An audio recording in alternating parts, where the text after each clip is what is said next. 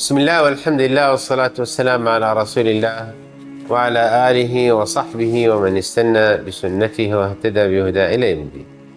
أما بعد أيها الأحبة، وهكذا صلى الله عليه وسلم بدأ في المحيط به من أصحابه الناس الذي يرى فيهم الخير والطيبة والإحسان فيدعوهم إلى الإسلام حتى وصل عدد الذين أسلموا في الدعوة السرية 120 رجلا.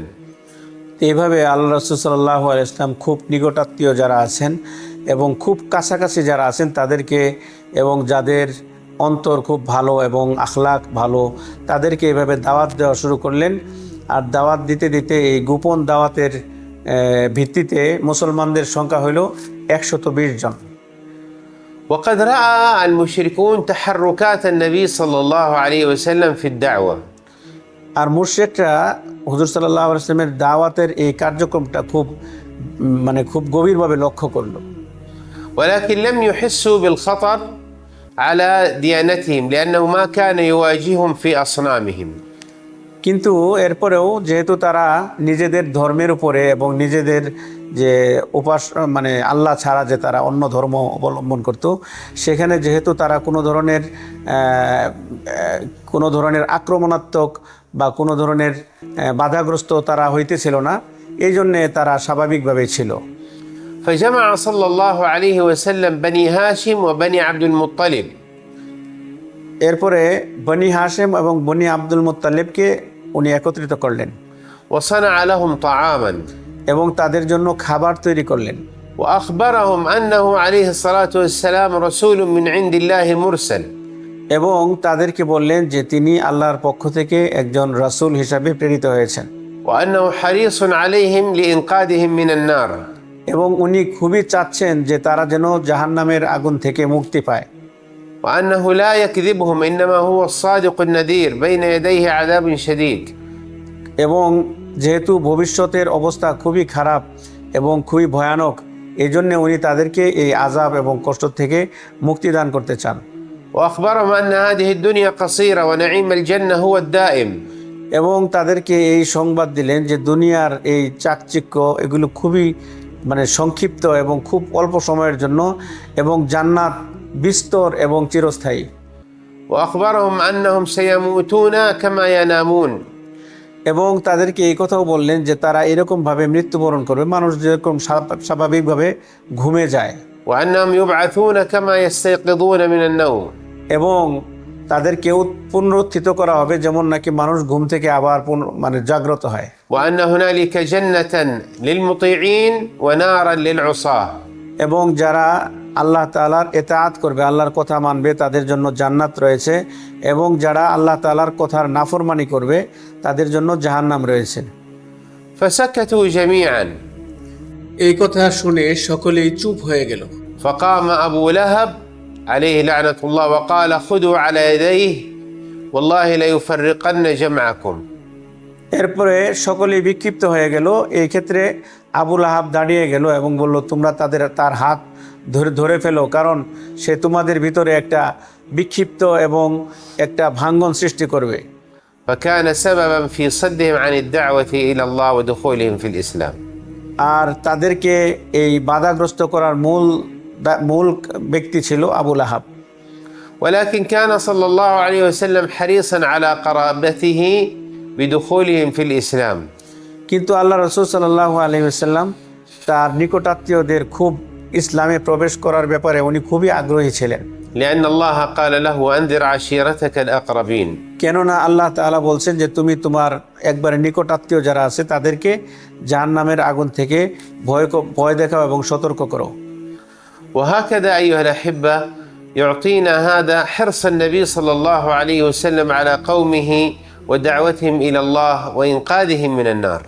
তো আল্লাহ রাসূল সাল্লাল্লাহু আলাইহি ওয়াসাল্লাম এভাবে আমাদেরকে যা বুঝিয়েছেন যে আল্লাহ রাসূল সাল্লাল্লাহু আলাইহি ওয়াসাল্লাম খুবই আগ্রহী ছিলেন তাদেরকে জাহান্নাম থেকে বাঁচানোর ক্ষেত্রে এবং জান্নাতে প্রবেশ করানোর ক্ষেত্রে।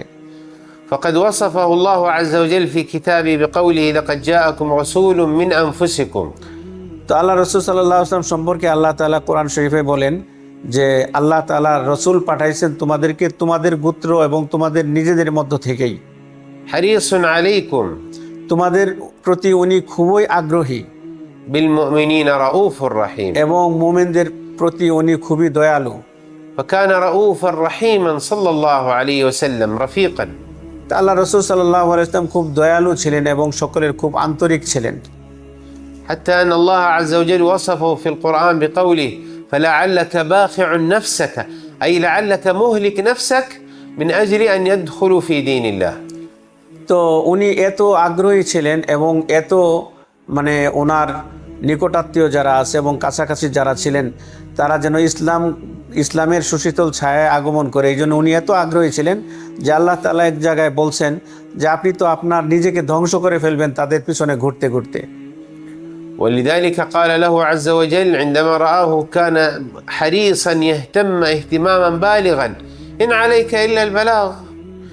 অথচ আল্লাহ তাআলা তাকে আল্লাহ রসুল সাল্লাল্লাহু আলাইহি ওয়াসাল্লামকে বলছেন যে আপনি শুধু পৌঁছিয়ে দেবেন, মানা না মানা এটা তাদের ব্যাপার। আর আল্লাহ রসুল সাল্লাল্লাহু আলাইহি ওয়াসাল্লাম এত মেহনত করতেন যে আল্লাহ তাআলা নিজে বলছেন যে আপনি তো নিজেকে ধ্বংস করে দিচ্ছেন। وقال له وذكر فإنما أنت مذكر فذكر. এবং আল্লাহ তাআলা বললেন যে আপনি তাদেরকে স্মরণ করায় দেন, দ্বীনের কথা শুধু স্মরণ করায় দেন, আপনি শুধু স্মরণ করানেওয়ালা।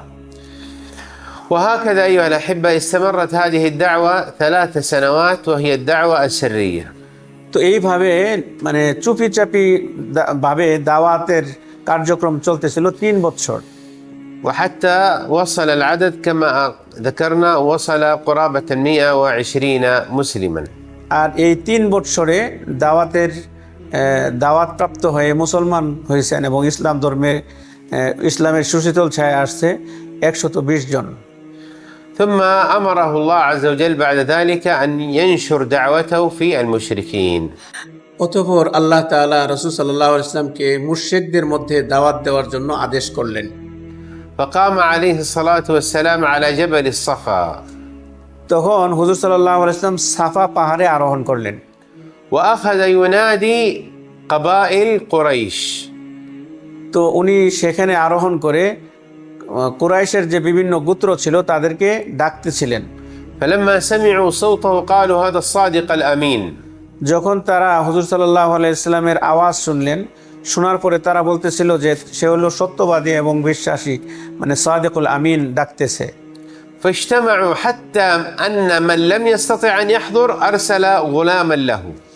তো সকলেই বলল তোমরা তাড়াতাড়ি তার ডাকে সাড়া দাও। সকলেই আসলো এবং যদি যেখানে কেউ যাইতে পারে নাই তার স্থলাভিষিক্ত অন্য কোনো ছেলে বা অন্য কাউকে পাঠানো হয়েছে। فقال لهم عليه الصلاة والسلام لو قلت لكم أن خلف هذا الجبل جيشا يريد أن يغير عليكم أكنتم مصدقي؟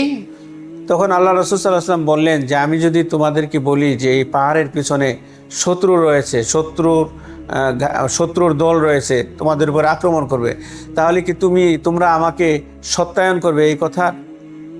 قالوا نعم ما علمنا عليك كذبا. তখন বললেন যে হ্যাঁ অবশ্যই সত্যায়ন করব, কারণ আমরা কোনোদিন তোমাকে মিথ্যা বলতে দেখিনি। فقال إني نذير لكم بين يدي عذاب شديد. তখন উনি বললেন যে আমি তোমাদেরকে সতর্ক করতেছি বিশাল এক আযাব, কঠিন এক আযাবের ব্যাপারে। وكذلك مع الأسف قام ضده أبو لهب.